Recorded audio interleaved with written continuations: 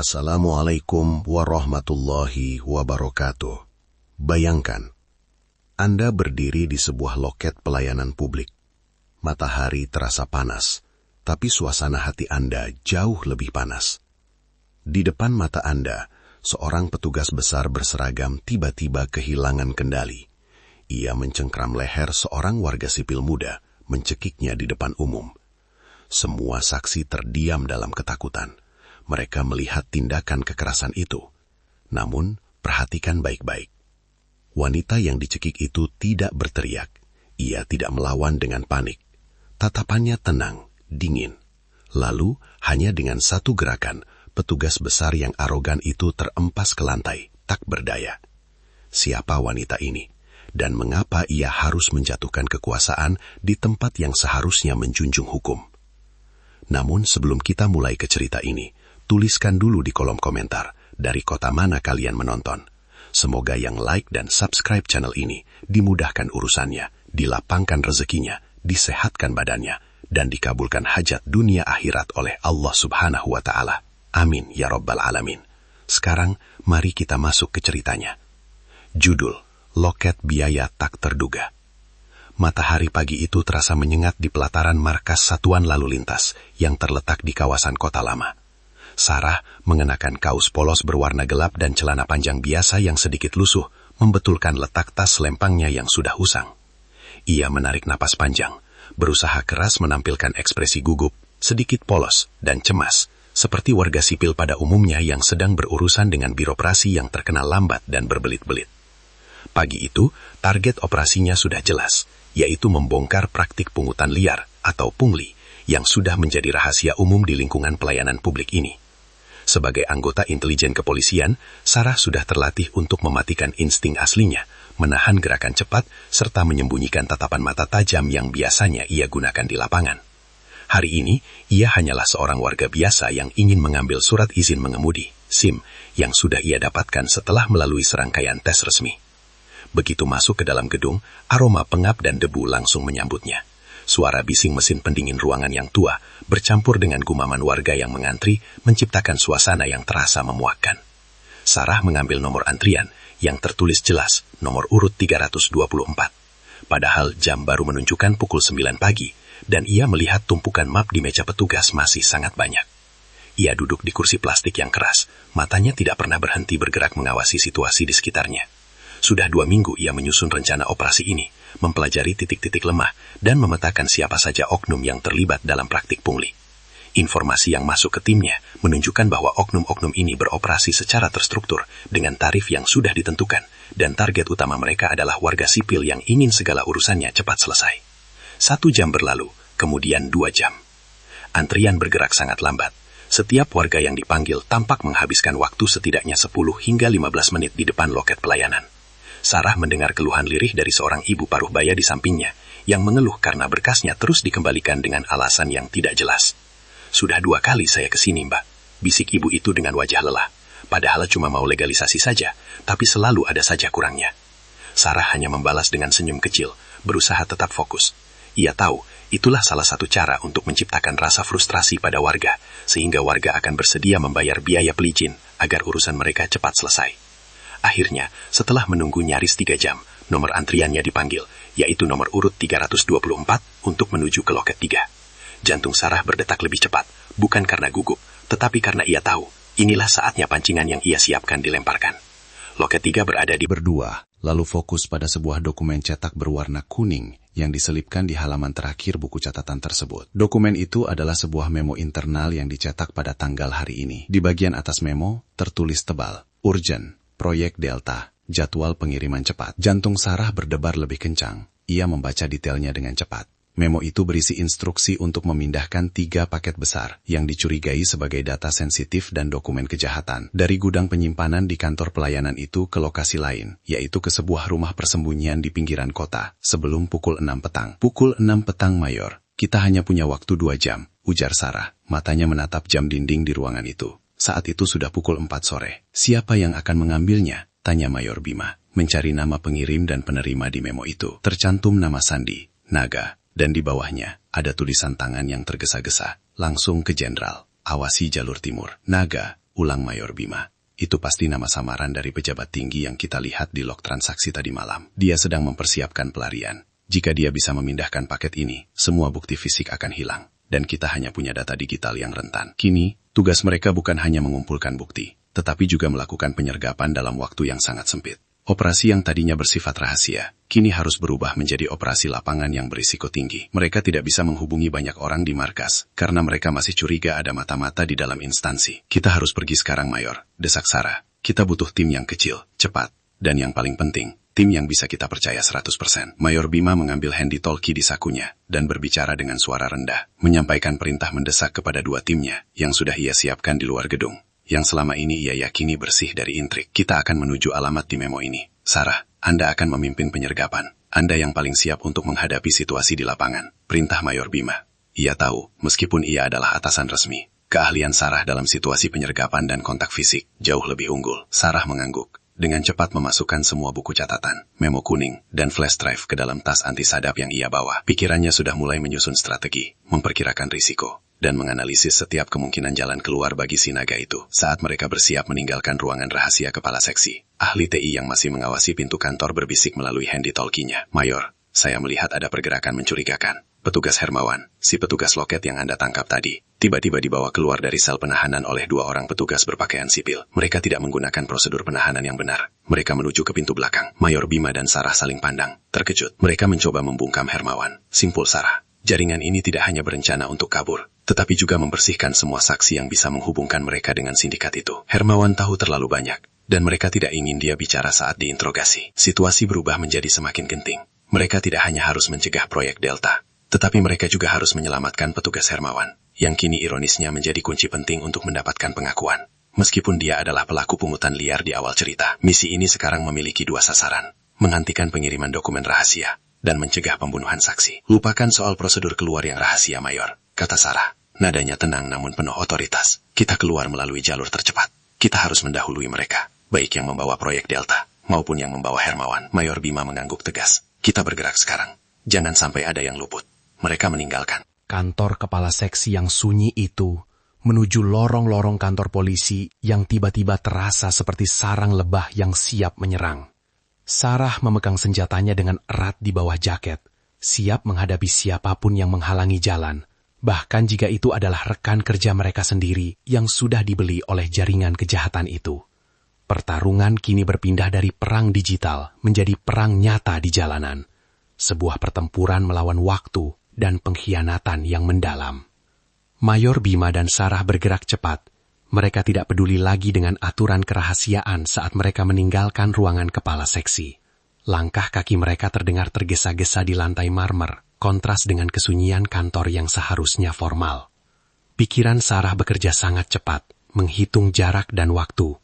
Ia tahu, kesempatan untuk mencegat proyek Delta sangatlah kecil, dan sekarang mereka harus membagi fokus untuk menyelamatkan Hermawan. Menyelamatkan Hermawan berarti mereka mendapatkan saksi kunci yang akan memperkuat kasus mereka di pengadilan. Mayor, saya akan memimpin tim A untuk mencegat proyek Delta di titik koordinat yang kita dapatkan, kata Sarah, saat mereka mencapai persimpangan koridor utama dan koridor menuju pintu belakang. Anda dan satu tim cadangan yang Anda percaya harus mengamankan Hermawan. Jika dia mati, kita kehilangan mata rantai penting. Mayor Bima mengangguk, wajahnya menunjukkan ketegasan yang dingin. Ia tahu betul bahaya yang dihadapi Hermawan. Jika sindikat ini bergerak secepat itu untuk membungkam saksi, berarti mereka memiliki akses yang sangat kuat di dalam. Baik Sarah, saya akan mengamankan Hermawan. Anda harus menjaga diri. Jangan anggap remeh operasi proyek Delta ini. Mereka pasti dijaga ketat oleh orang-orang terbaik mereka, pesan Mayor Bima. Sarah tidak menjawab dengan kata-kata.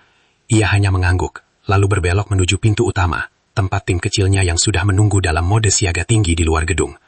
Sementara itu, Mayor Bima bersama dua orang petugas kepercayaannya yang bersenjata lengkap, bergerak menyusuri koridor belakang, menuju tempat parkir truk dan pintu keluar logistik. Suasana di lorong belakang berbeda jauh dengan bagian depan kantor yang mewah. Area ini lebih gelap, pengap, dan berbau asap knalpot yang sesekali masuk dari luar. Mereka pasti akan menggunakan jalur tercepat untuk membawa Hermawan keluar dari wilayah yurisdiksi kita, bisik Mayor Bima melalui handy-talkie-nya kepada dua petugas yang mengikutinya, namanya Riko dan Yuda. Siap Mayor, kami siap untuk kontak, jawab Riko, suaranya tejang. Saat mereka mendekati pintu keluar logistik, Mayor Bima melihat sebuah mobil hitam jenis Multi-Purpose Vehicle atau MVP yang diparkir terlalu dekat dengan pintu. Di sekitarnya, 2 orang pria berpakaian sivil yang identitasnya dikenali Mayor Bima sebagai petugas investigasi dari seksi lain, sedang terburu-buru memasukkan Hermawan ke dalam kursi belakang. Hermawan tampak kacau, wajahnya dipenuhi keringat dan sedikit lebam, mungkin akibat penahanan. Mulutnya dilakban hitam dan tangannya diikat erat. Dia terlihat ketakutan setengah mati, seperti seseorang yang tahu bahwa perjalanan ini adalah perjalanan terakhirnya. Mayor Bima tidak menunggu lagi. Tidak ada waktu untuk prosedur atau peringatan. Jika mereka menunggu, mobil itu akan melaju dan Hermawan akan hilang atau dibunuh. Jangan ada yang bergerak. Angkat tangan, teriak Mayor Bima. Suaranya menggelegar di lorong yang sepi itu, memegang senjata api yang sudah siap tembak. 2 petugas berpakaian sivil itu terkejut. Mereka adalah anggota jaringan naga yang diyakini Mayor Bima bersih. Mereka tidak menyangka akan dicegat oleh atasan mereka sendiri, yang seharusnya sedang berada di kantor. Salah satu dari petugas itu, yang berpostur tinggi dan kurus, segera mengeluarkan pistol dari balik jaketnya. Mayor Bima, apa-apaan ini? Kami hanya menjalankan perintah dari atasan. Ia mencoba berkelit, mata menunjukkan kepanikan yang tersembunyi. Perintah apa? Perintah untuk menculik seorang tahanan yang sudah resmi kami amankan? Jatuhkan senjata Anda sekarang, desak Mayor Bima. Petugas itu tidak mematuhinya.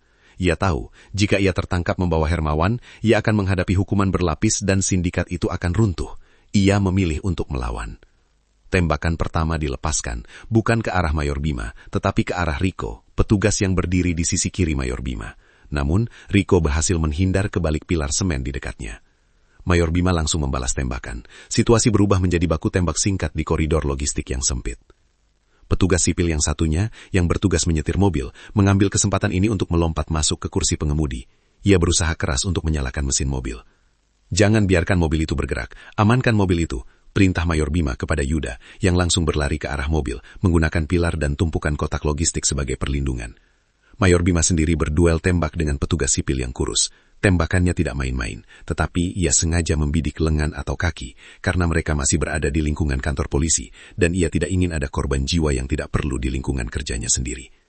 Petugas sipil yang kurus itu jatuh setelah bahu kirinya tertembak, senjatanya terlepas dari genggamannya, dan jatuh ke lantai dengan bunyi gemerincing yang nyaring. Bersamaan dengan itu, Yuda berhasil mencapai mobil hitam itu. Ia langsung menembak ban depan mobil, membuat suara letusan keras yang diikuti oleh desis udara. Pengemudi yang panik itu mencoba memajukan mobilnya, tetapi mobil itu limbung dan berhenti total. Mayor Bima berlari ke arah mobil. Ia membuka paksa pintu belakang dan melihat Hermawan meringkuk ketakutan.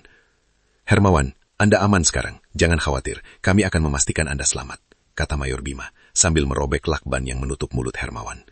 Hermawan, begitu lakban itu lepas, segera menatap Mayor Bima dengan mata memohon. Mereka akan membunuh saya, Mayor," Hermawan terengah-engah. "Mereka bilang saya tahu terlalu banyak tentang proyek Delta. Sindikatnya sangat besar. Mereka ada di mana-mana." Mayor Bima mengangguk. 3 orang yang mencoba menculik Hermawan kini sudah diborgol dan diserahkan kepada petugas jaga yang baru dipanggil, yang sudah dipastikan kesetiaannya. "Anda akan memberikan kesaksian, Hermawan. Itu satu-satunya cara Anda bisa mendapatkan keringanan hukuman," kata Mayor Bima dengan tegas. Ia memastikan Hermawan dibawa ke tempat yang sangat aman dan rahasia, di luar jangkauan siapapun di kantor itu. Sementara Mayor Bima berhasil mengamankan saksi kunci, Sarah sudah berada di luar gedung. Ia memimpin 2 unit mobil tanpa tanda khusus yang berisi anggota timnya yang paling terlatih dan sangat rahasia. Sarah duduk di kursi depan, memegang handy-talkie. Pikirannya hanya fokus pada satu hal, mencegat dokumen rahasia itu. Mayor Bima sudah berhasil mengamankan Hermawan, kini giliran dia untuk menyelesaikan tugas utamanya. Tim 1 dan Tim 2, kita bergerak menuju alamat gudang tua di Jalan Raja Wali. Ingat, target utama kita adalah proyek Delta, dokumen fisik itu. Perimbah Sarah. Suaranya tenang, tetapi penuh antisipasi. Ia melihat ke belakang. Di kursi belakang, timnya mengenakan rompi anti peluru dan siap dengan persenjataan non-standar. Mereka siap menghadapi perang di jalanan. Semua sudah bersiap. Mayor Bima berhasil mengamankan saksi. Sekarang giliran kita untuk mengakhiri sindikat ini di akarnya. Gumam Sarah, matanya tajam menatap jalanan di depan. Siap menghadapi apapun yang menghadang, di tengah malam yang gelap dan penuh pengkhianatan. Mobil mereka melaju kencang, membelah keheningan malam, menuju gudang tua yang menjadi titik penyerahan dokumen paling rahasia negara. Perang intelijen yang panjang itu akan segera mencapai puncaknya. Sarah melihat pantulan lampu jalanan yang basah. Malam itu dingin dan terasa sangat panjang. Jarak dari kantor polisi ke gudang tua di Jalan Raja Wali memakan waktu sekitar 30 menit dengan kecepatan tinggi. Selama perjalanan, keheningan di dalam mobil terasa tebal. hanya dipecahkan oleh suara napas timnya dan desisan halus dari handy-talkie. Tim 2, pastikan kalian menjaga jarak aman, perintah Sarah melalui handy-talkie. Begitu kita masuk, fokus utama adalah pengamanan dokumen. Jangan terpengaruh oleh hal lain, terutama senjata yang tidak perlu. Siap, Mayor Sarah. Kami akan mengamankan area belakang, jawab sebuah suara serak dari tim 2. Pangkatnya kini sudah kembali disebut sebagai Mayor Sarah, bukan lagi hanya seorang warga sipil yang mengurus SIM. Mayor Bima sudah menyelesaikan bagiannya, mengamankan saksi kunci yang berharga. Sekarang Sarah harus memastikan bahwa seluruh sindikat ini runtuh di akarnya. Ini adalah operasi yang sangat sensitif, jauh lebih besar dari sekedar praktik pungutan liar di loket SIM. Itu hanyalah pintu masuknya. Proyek Delta. Nama sandi itu selalu diucapkan dengan bisikan di antara para intelijen senior. Proyek yang berisi data sensitif tentang struktur keamanan negara, termasuk nama-nama agen rahasia, jalur komunikasi, hingga rencana darurat militer. Jika dokumen itu jatuh ke tangan yang salah, dampaknya bisa menghancurkan stabilitas negara selama bertahun-tahun. Sarah mengencangkan sarung tangan kulitnya. Ia tahu, Allah tidak akan membiarkan kebatilan menang. Tetapi, perjuangan ini tetap harus dilakukan dengan tangan dan strategi yang cerdas. 10 menit kemudian mereka tiba di distrik industri yang sepi. Udara di sana berbau karat dan debu pabrik tua. Jalanan Raja Wali tidak diterangi dengan baik. Hanya ada lampu sodium kuning redup yang berkedip-kedip. Gudang tua itu terletak di ujung jalan buntu, tampak seperti kuburan beton yang ditinggalkan, dikelilingi pagar kawat berduri yang tinggi. Sarah memberi isyarat kepada pengemudi untuk memarkir mobil agak jauh, tersembunyi di balik tumpukan kontainer yang sudah berkarat. Tim 2 melakukan hal yang sama di sisi jalan yang berlawanan. Diam di tempat, kita lakukan pengamatan pendahuluan, bisik Sarah. Lalu ia keluar dari mobil. Ia mengenakan penutup kepala, dan bergerak seperti bayangan yang menyatu dengan kegelapan malam. Ia membawa senapan serabut standar yang sudah dilengkapi peredam suara. Tim 1, 3 orang berpostur tegap, mengikutinya dengan langkah senyap. Mereka mendekati pagar kawat. Dari kejauhan, Sarah melihat ada beberapa titik cahaya di dalam gudang utama. Itu berarti transaksi sedang berlangsung, atau setidaknya persiapannya sudah selesai. Ada 2 penjaga di pintu depan, bergerak secara periodik. Jeda mereka sekitar 70 detik. Lapor salah satu anggota tim yang membawa teropong malam berteknologi tinggi. Sarah mengangguk. 70 detik cukup bagi tim 2 untuk memasuki gudang melalui ventilasi belakang yang kita tandai di peta. Kita akan mengambil perhatian mereka di depan. Ia mengeluarkan perangkat pemotong kawat khusus. Suara klik-klik dari kawat yang terpotong hampir tidak terdengar. Setelah membuat lubang yang cukup untuk dilewati, Sarah memberi isyarat agar timnya masuk ke area halaman.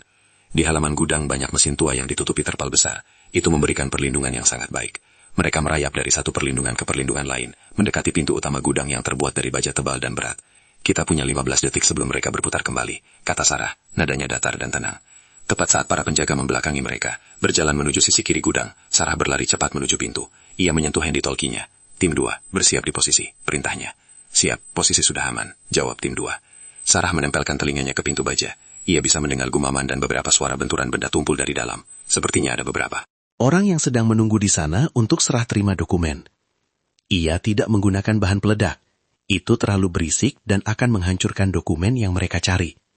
Ia menggunakan alat breaching khusus, semacam dongkrak hidrolik yang dirancang untuk membuka pintu baja tanpa suara keras.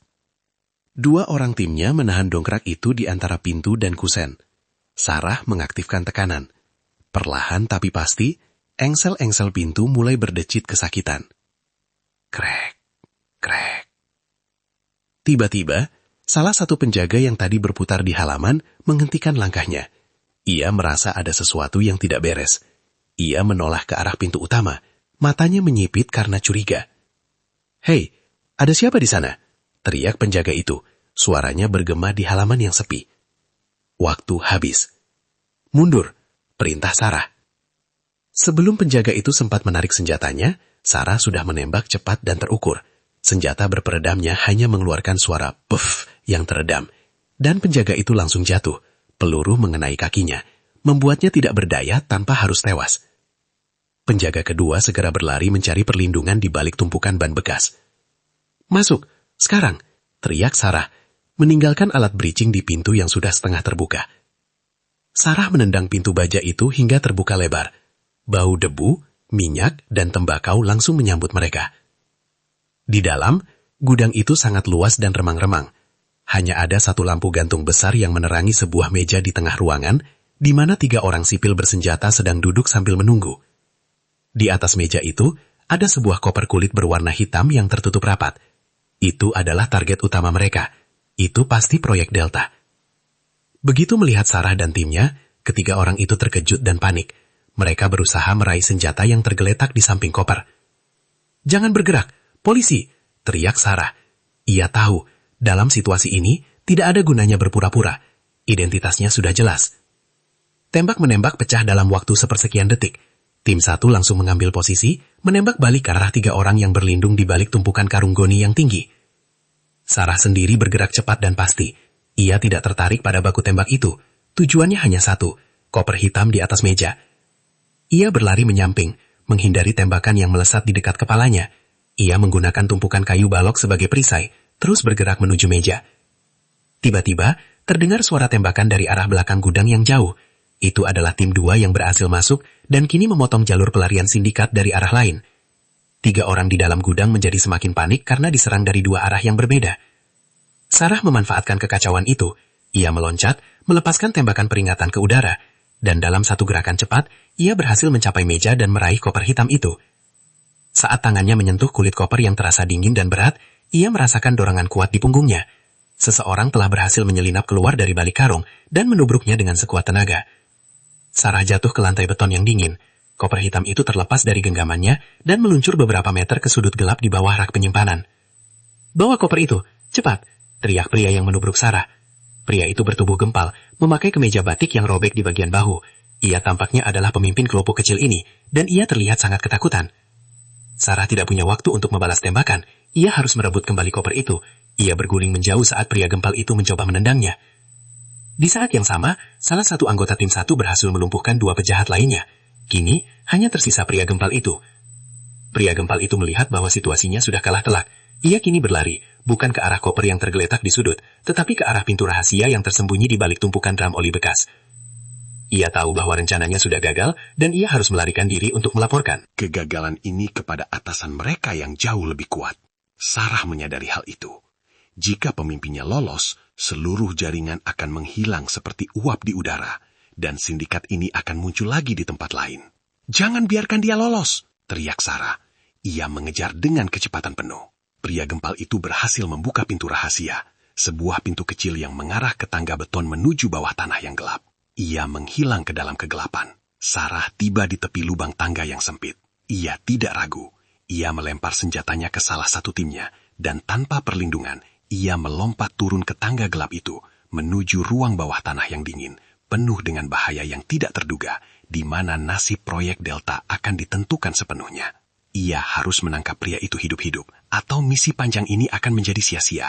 Jerat terakhir sudah dipasang, dan Sarah melompat langsung ke tengahnya. Final pertempuran intelijen ini baru saja dimulai.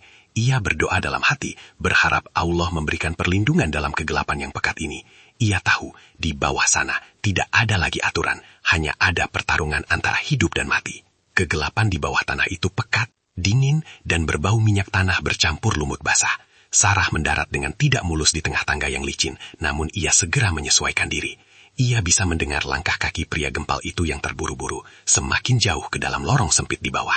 Di tempat ini, matanya tidak bisa melihat apa-apa, tetapi telinganya menjadi sangat tajam. Ia mendengar napas pria itu yang terengah-engah, dan suara gesekan sepatunya pada lantai semen yang kasar.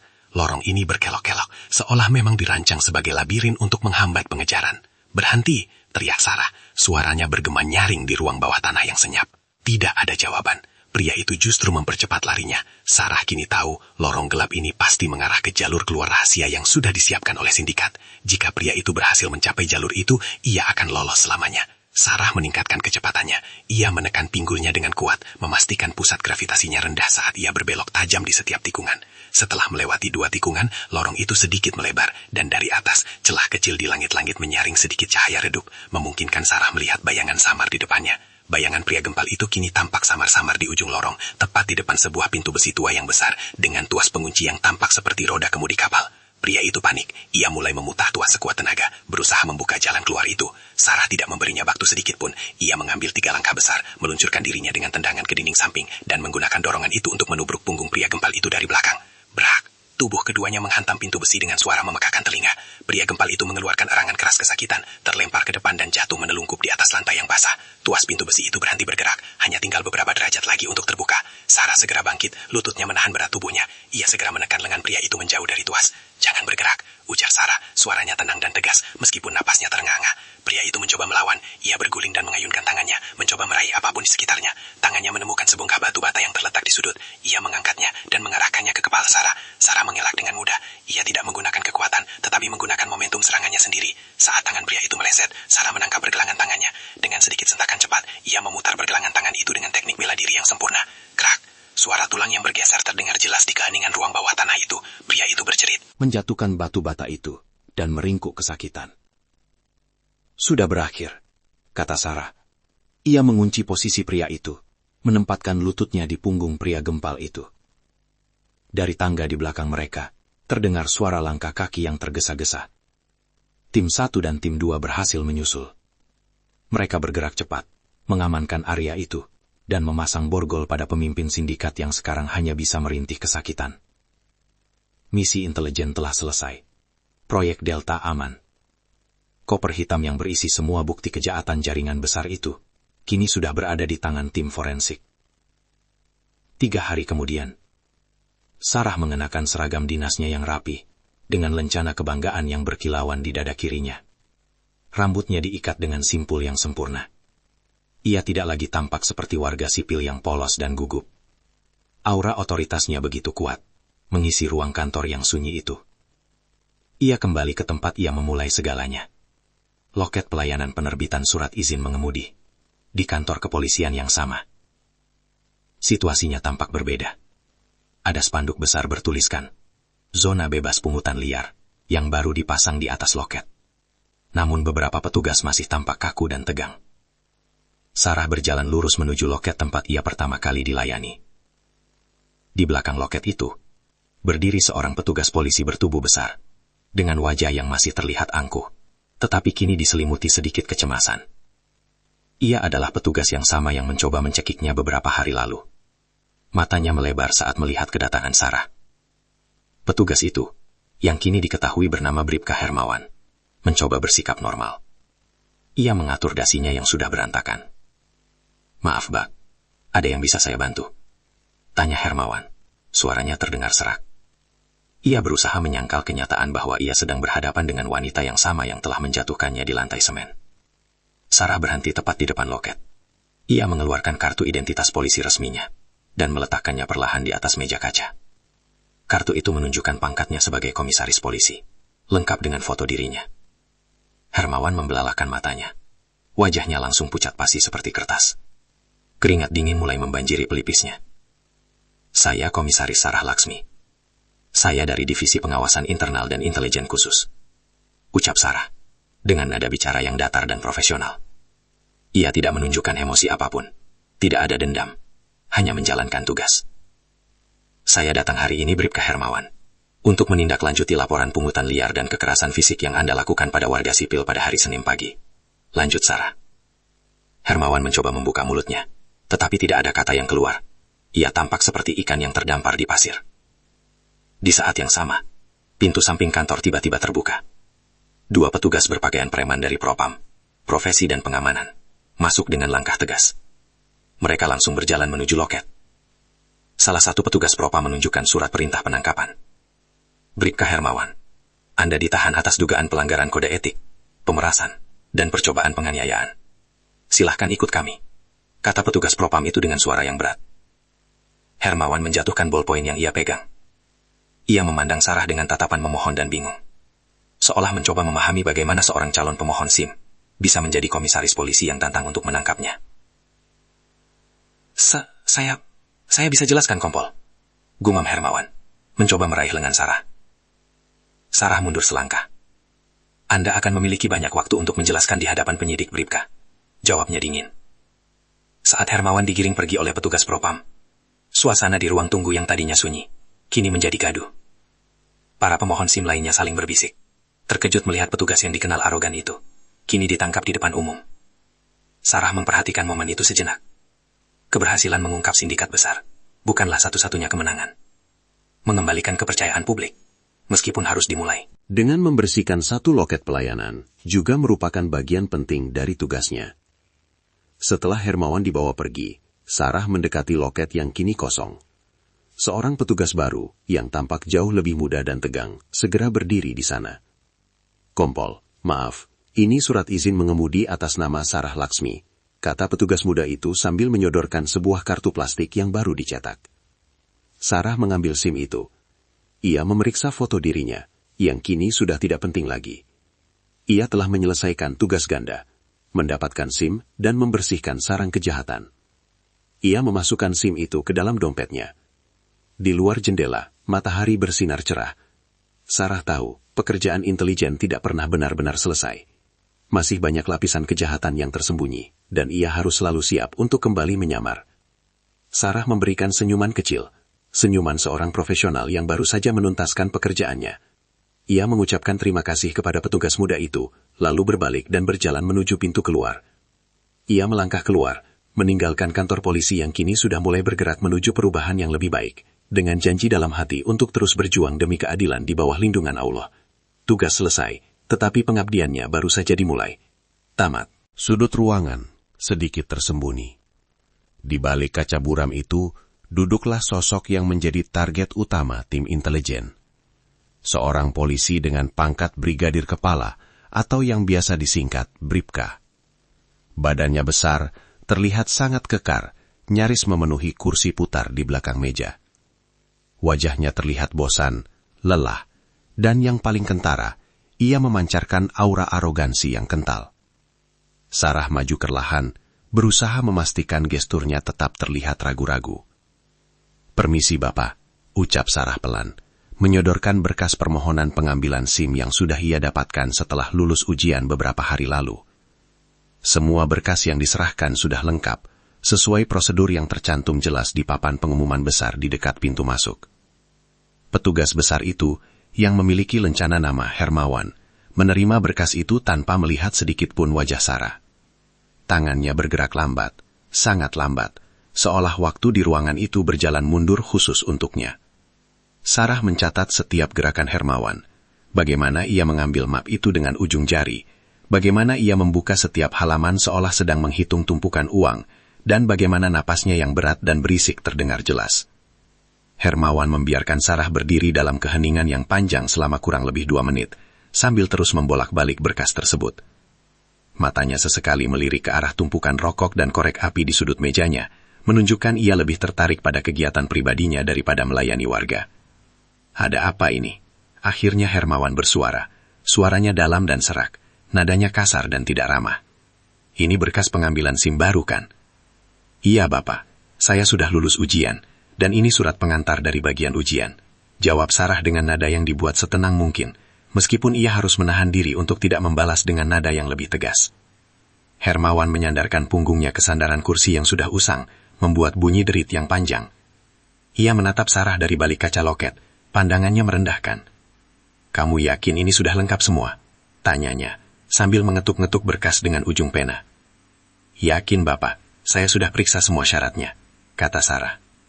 Hermawan menghela napas panjang, seperti orang yang sangat keberatan harus melakukan pekerjaannya. Ia kemudian mengambil selembar kertas berwarna putih dari dalam map Sarah, membaliknya, dan menunjuk ke bagian bawah kertas itu. "Lihat ini Nona," katanya, menggunakan nada yang terasa sangat mendikte.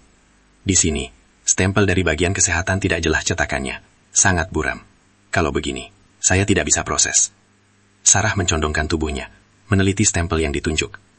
Stempel itu memang tidak tercetak sempurna, tetapi masih sangat terbaca jelas nama dan tanggal pengesahannya.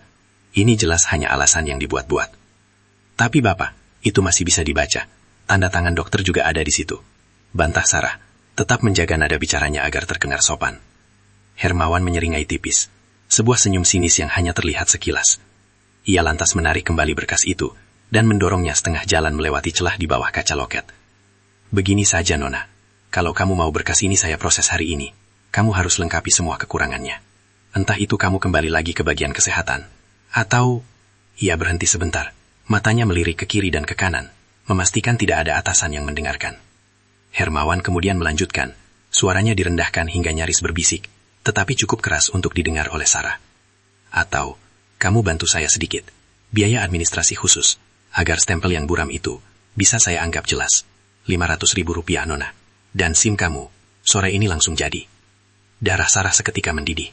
Tetapi ia berhasil mengontrolnya. Inilah momen yang ia tunggu. Penawaran pungli itu akhirnya keluar. Sarah menatap Hermawan lurus-lurus. Senyumnya menghilang, digantikan oleh tatapan dingin yang tajam. "Maaf, Bapak," ujar Sarah tegas. Suaranya Tidak lagi terdengar seperti warga sipil yang lugu. Saya rasa saya tidak perlu biaya tambahan apapun. Semua syarat sudah saya penuhi. Prosedur resminya tidak mencantumkan biaya sebesar itu. Mendengar penolakan yang tegas, wajah Hermawan berubah. Ekspresi bosan yang sebelumnya ia tunjukkan, kini berganti menjadi raut marah dan tersinggung. Ia merasa harga dirinya diinjak-injak oleh seorang wanita muda yang dianggapnya hanya warga sipil biasa. "Hei, kamu! Jangan sok pinter di sini," bentak Hermawan. Suaranya meninggi, menarik perhatian beberapa warga di antrian belakang. "Saya hanya meminta Bapak bekerja sesuai aturan," balas Sarah, dengan nada tenang yang justru membuat Hermawan semakin emosi. "Saya ini petugas di sini. Tahu?" Hermawan bangkit berdiri dengan kasar, membuat kursinya berderit kencang. Postur tubuhnya yang besar, kini terlihat lebih mengancam. "Saya bilang tidak bisa, ya tidak bisa. Kamu mau urusanmu saya persulit? Kamu mau saya jadikan pelajaran di sini?" Hermawan kemudian menjulurkan tangannya yang besar melalui celah sempit di bawah kaca loket dan menggenggam ujung berkas Sarah erat-erat, seolah ingin merobeknya. Situasi pelayanan yang tadinya ramai, kini mendadak hening. Situasi pelayanan di loket itu kini berubah total, dari hiruk-pikuk administrasi menjadi panggung konfrontasi yang menegang. Hermawan, dengan wajah memerah karena amarah yang tak tertahankan, menjatuhkan berkas Sarah kembali ke meja. Suara hantaman map plastik itu terdengar keras memecah keheningan yang mencekam. Ia lalu menggebrak kaca loket dengan kepalan tangan raksasanya, memicu rasa takut yang nyata di antara para pemohon SIM lainnya. "Kamu pikir kamu siapa?" raungnya, mengabaikan etika pelayanan publik dan profesionalisme yang seharusnya ia junjung tinggi sebagai abdi negara. Tanpa menunggu balasan, Hermawan bergerak cepat. Ia mendorong kursi kerjanya hingga terbalik di belakang, lalu ia berjalan mengitari sekat loket yang terbuat dari kayu dan kaca tebal. Langkah kaki Hermawan yang berat menggetarkan lantai keramik, menandakan kedekatan ancaman fisik yang tak terhindarkan. Para warga yang tadinya berbaris rapi di belakang Sarah seketika buyar. Beberapa ibu-ibu muda langsung menarik anak-anak mereka menjauh, sementara para pria dewasa mundur beberapa langkah, memilih untuk tidak terlibat dalam masalah yang jelas-jelas sudah menjurus ke tindak kekerasan. Mereka hanya bisa menonton dengan napas tertahan, terkejut melihat arogansi seorang petugas yang terang-terangan menunjukkan niat buruknya. Tidak ada yang berani menolong Sarah. Sarah berdiri tegak di tempatnya, sama sekali tidak bergeser 1 inci pun. Ia tahu persis bagaimana cara mengendalikan situasi ini, tetapi ia harus membiarkan petugas itu melangkah lebih jauh, hingga tindakannya tidak bisa lagi dibenarkan di mata hukum. Semakin jelas kejahatannya, semakin kuat bukti yang ia miliki. Hermawan kini berdiri kurang dari 1 meter di hadapan Sarah. Ia jauh lebih tinggi, dan tubuhnya 2 kali lipat lebih besar dari tubuh ramping Sarah. Dengan napas terengah-engah karena luapan emosi, ia mencondongkan tubuhnya ke depan, berusaha mendominasi dengan postur fisiknya. Aroma keringat dan tembakau dari seragamnya menyeruak. "Saya peringatkan kamu, jangan cari masalah di sini." Hermawan mendesis tajam. "Kamu pikir saya takut dengan ancaman kosongmu? Saya bisa persulit hidupmu bertahun-tahun, dan tidak akan ada yang bisa kamu lakukan. Saya tidak mengancam Baba. Saya hanya meminta hak saya sebagai warga negara," jawab Sarah. Nada bicaranya masih sedatar permukaan air. Kontras antara ketenangan Sarah dan amarah Hermawan menciptakan ketegangan yang membuat semua mata tertuju pada mereka. Mendengar jawaban itu, Hermawan kehilangan kendali sepenuhnya. Bagi pria yang terbiasa ditakuti dan dihormati, walaupun rasa hormat itu didapat dari rasa takut, ketenangan Sarah dianggap sebagai penghinaan paling besar. "Dasar kurang ajar!" teriak Hermawan. Dalam gerakan yang tiba-tiba dan sangat cepat, tangan kanan Hermawan yang besar menyambar ke arah leher Sarah. Jari-jarinya yang tebal mengunci tenggorokan Sarah, menekan kuat-kuat. Hermawan berniat memberikan pelajaran yang menyakitkan, menunjukkan siapa yang berkuasa di ruangan itu. Ini akibatnya kalau berani melawan petugas. Hermawan menyalak, matanya penuh dengan niat jahat. Ia mencekik Sarah dengan sekuat tenaga, membuatnya mustahil untuk bernafas atau berbicara. Sarah merasakan tekanan yang kuat di lehernya. Oksigen mulai berkurang, tetapi rasa panik sama sekali tidak muncul. Ini adalah pelatihan. Ini adalah ujian mental. Ia membiarkan Hermawan memegang kendali sedikit lebih lama, membiarkan tubuhnya sedikit terangkat karena kekuatan petugas itu, memastikan semua mata di ruangan itu melihat bahwa ia sedang menjadi korban kekerasan brutal. Tepat saat ia merasakan pandangan matanya mulai berkabut, sebuah tanda yang sempurna untuk bertindak, Sarah bereaksi. Gerakannya tidak terburu-buru, melainkan sangat terukur dan efisien. Pertama, ia meraih pergelangan tangan Hermawan yang mencekiknya dengan kedua tangannya sendiri, bukan untuk menariknya lepas, melainkan untuk memposisikan titik tekan. Kemudian, tanpa peringatan, lutut kanan Sarah terangkat cepat ke atas, menghantam tepat pada selangkangan Hermawan dengan kekuatan yang mengejutkan. Serangan itu, meskipun tidak terlalu keras, sangat akurat. Hermawan mengeluarkan erangan tertahan yang nyaris seperti rintihan, dan cengkraman di leher Sarah seketika mengendur karena rasa sakit yang menusuk. Saat Hermawan membungkuk dan tangannya refleks terlepas untuk melindungi dirinya, Sarah sudah bergerak ke langkah kedua. Ia melangkah maju sedikit, memposisikan kaki kirinya di samping luar kaki Hermawan yang besar. Dalam sekejap, ia menyandarkan tubuhnya ke depan, menggunakan berat badannya sendiri, dan memanfaatkan momentum Hermawan yang sedang membungkuk kesakitan. Dengan gerakan kaki yang cepat dan terlatih, Sarah melakukan sapuan kecil yang sangat terarah, teknik dasar dalam bela diri yang mengandalkan pusat gravitasi. Kakinya menyentuh pergelangan kaki Hermawan. Petugas bertubuh raksasa itu yang masih kaget dan kesakitan kehilangan keseimbangan seketika. Tubuhnya yang besar dan berat bukannya menjadi kekuatan, malah menjadi beban yang menjatuhkannya. Dengan suara berdebum yang memekakkan telinga, Hermawan jatuh telentang di atas lantai keramik kantor polisi. Kepalanya terantuk keras dan nafasnya seketika terhenti. Matanya terbelalak karena rasa sakit, kaget dan bingung. Pria yang tadinya berdiri tegak penuh ancaman, kini tergeletak tak berdaya, terengah-engah seperti ikan yang kehabisan air. Seluruh ruangan mendadak membeku. Keheningan yang mengikuti suara jatuhnya tubuh Hermawan jauh lebih berat daripada keheningan sebelumnya. Warga yang menonton tidak percaya dengan apa yang baru saja mereka saksikan. Seorang wanita muda yang terlihat lugu dan kecil baru saja menjatuhkan petugas polisi bertubuh besar itu hanya dengan 2 gerakan singkat. Sarah menarik nafas panjang, merapikan sedikit kerah bajunya yang sempat berantakan karena cekikan. Ia menatap Hermawan yang masih meringkuk kesakitan di lantai. Ekspresi di wajahnya kini benar-benar berubah. Tidak ada lagi kepura-puraan sebagai warga sipil yang polos. Yang ada hanyalah ketegasan, kekuatan, dan otoritas yang dingin. Saya rasa Bapak sudah melewati batas yang saya tetapkan, ucap Sarah. Suaranya kini terdengar seperti perintah. Hermawan berusaha bangkit, tetapi rasa sakit yang menjalar dari bagian bawah tubuhnya ke punggungnya membuatnya kesulitan. Ia menatap Sarah dengan pandangan penuh kebencian, tidak memahami bagaimana ia bisa dijatuhkan secepat itu. Ia masih berjuang untuk mendapatkan kembali kekuatannya, berusaha menggapai sesuatu di sakunya. Sarah menyadari gerakan itu. Ia tahu kemungkinan besar itu adalah pistol dinasnya. Ia tidak akan membiarkan ancaman itu berlanjut. Ia melangkah mendekat, menginjakan sepatu formalnya di atas pergelangan tangan Hermawan yang masih tersembunyi di dalam lipatan seragam. Tekanan sepatu itu cukup untuk melumpuhkan Hermawan, mencegahnya melakukan gerakan lebih lanjut. Saat Hermawan mendongak dengan pandangan marah dan putus asa, Sarah mengeluarkan ponselnya dari saku belakang celana. Ia tidak menekan tombol panggilan, ia hanya menekan satu tombol rekam suara. Rekaman kekerasan fisik dan permintaan pungutan liar, lengkap, kata Sarah tenang, berbicara langsung kepada Hermawan yang terperangkap di bawah sepatunya. Anda baru saja memastikan hukuman terberat untuk diri Anda sendiri.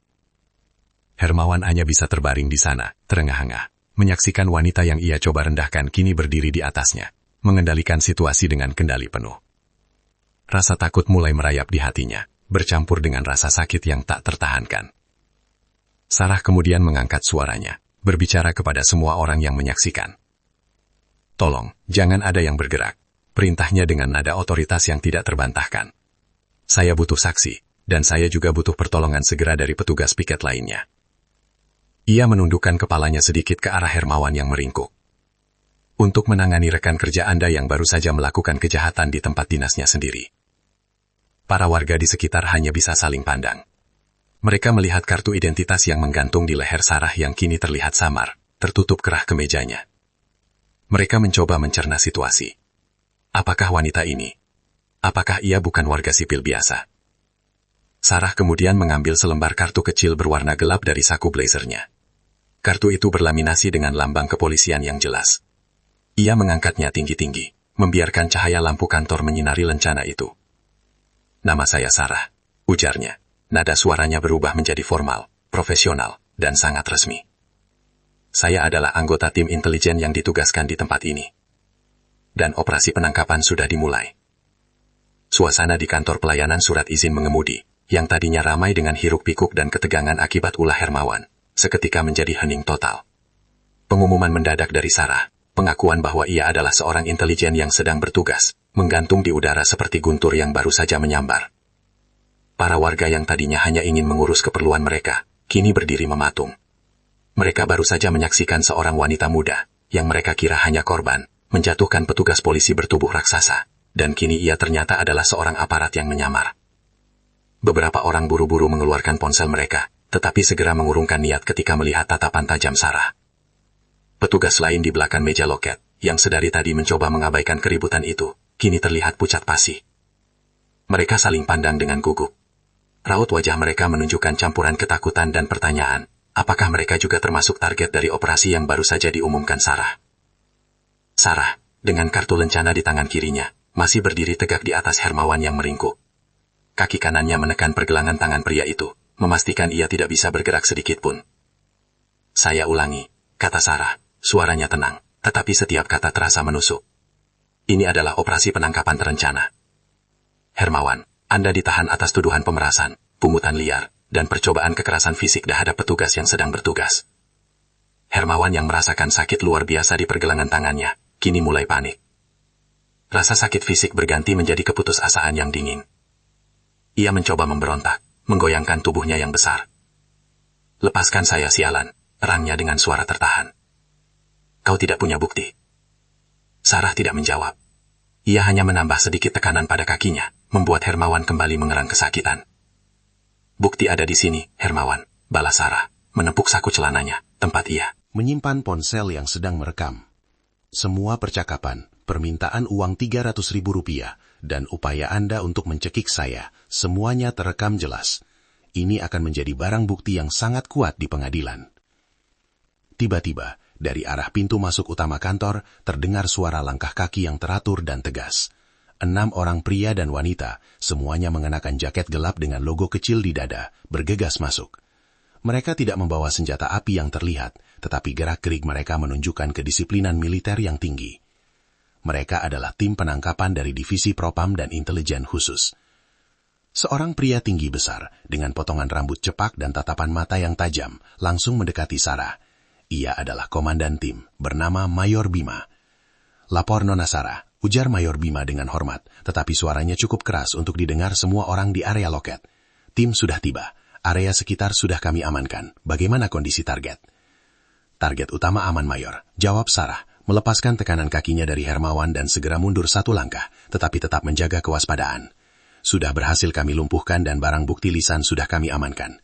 Dia berusaha melawan dan melakukan kekerasan fisik di tempat umum. 2 anggota tim intelijen bergerak cepat. Mereka memborgol Hermawan dengan borgol stainless steel, bukan borgol biasa, dan mengangkat tubuhnya yang berat dari lantai. Wajah Hermawan terlihat kuyu, napasnya tersengal-sengal. Ia mencoba menoleh ke arah rekan-rekan kerjanya, tetapi tatapan mereka sudah dipenuhi ketakutan dan pengkhianatan. Apa yang kalian lakukan? Teriak Hermawan. Suaranya kini terdengar seperti rengekan. Aku tidak bersalah. Ini rekayasa. Rekayasa. Tolong bawa keluar Hermawan dari sini. Segera proses serah terima dan pemeriksaan kesehatan. Perintah Mayor Bima kepada timnya. Pastikan dia tidak melarikan diri, apalagi merusak barang bukti. Saat Hermawan dibawa pergi, ia melewati deretan loket. Ia melihat ke arah loket yang ia tempati, di mana tumpukan berkas dan beberapa lembar uang tunai tergeletak berantakan di atas meja kerjanya. Semua uang itu kini menjadi bagian dari barang bukti. Setelah Hermawan diamankan, Mayor Bima berbalik menghadap Sarah. Kerja bagus, Sarah. Operasi penyamaran Anda sempurna. Terima kasih, Mayor, jawab Sarah. Ia memasukkan kembali lencana dan ponselnya. Sikapnya kembali rileks, tetapi aura profesionalitasnya tetap kuat.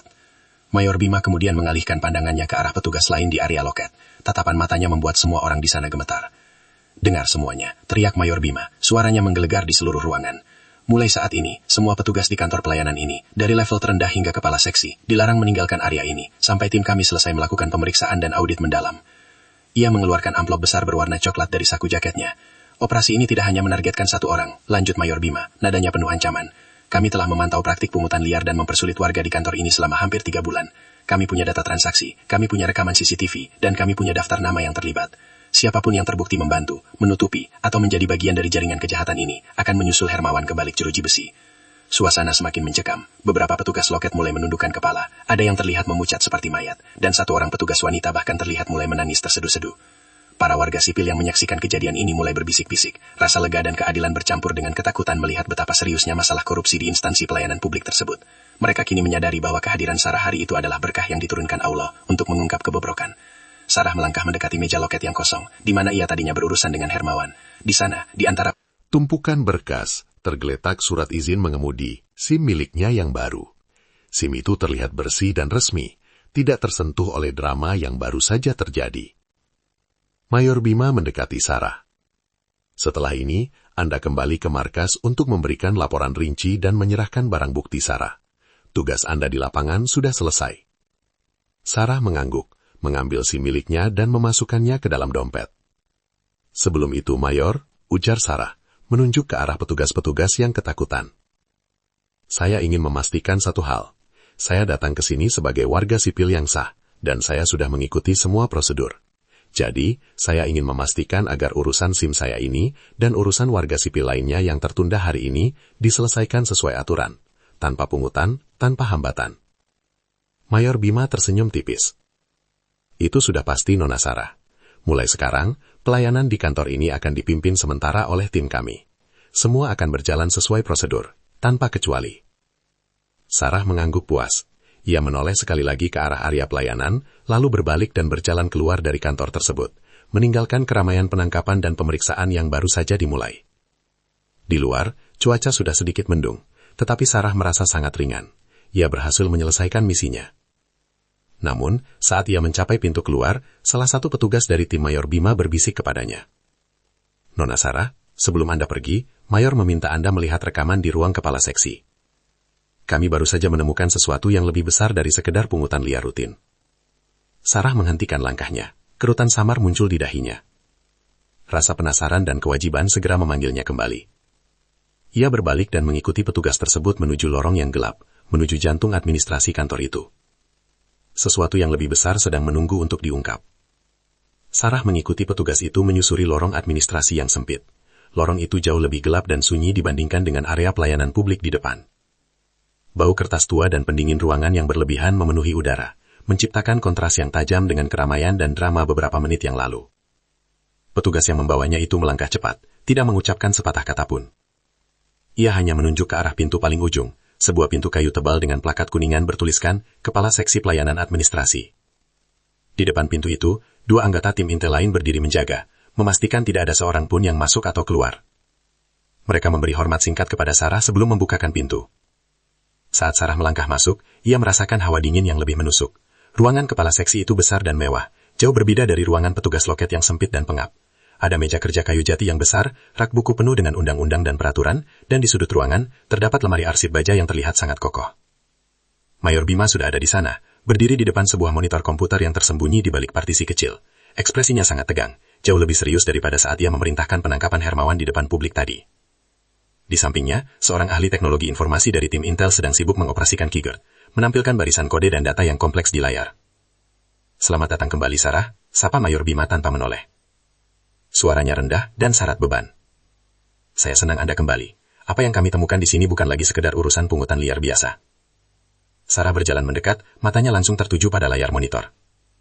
Data yang ditampilkan di sana bukan lagi formulir pengajuan SIM, melainkan tabel-tabel angka dan nama-nama yang tampak acak, namun terstruktur. Apa ini, Mayor? Tanya Sarah. Suaranya tetap tenang meskipun rasa penasaran mulai mencubitnya. Kami awalnya mencari catatan keuangan yang berhubungan dengan Hermawan. Jelas Mayor Bima sambil menunjuk ke layar. Kami membongkar sistem komputer kepala seksi ini, dan kami menemukan sebuah folder tersembunyi yang terkunci dengan sistem enkripsi tingkat tinggi. Mayor Bima menghela napas panjang, merapikan seragamnya sejenak. Ketika tim kami berhasil membukanya, kami menemukan ini. Ini adalah log transaksi, lanjutnya.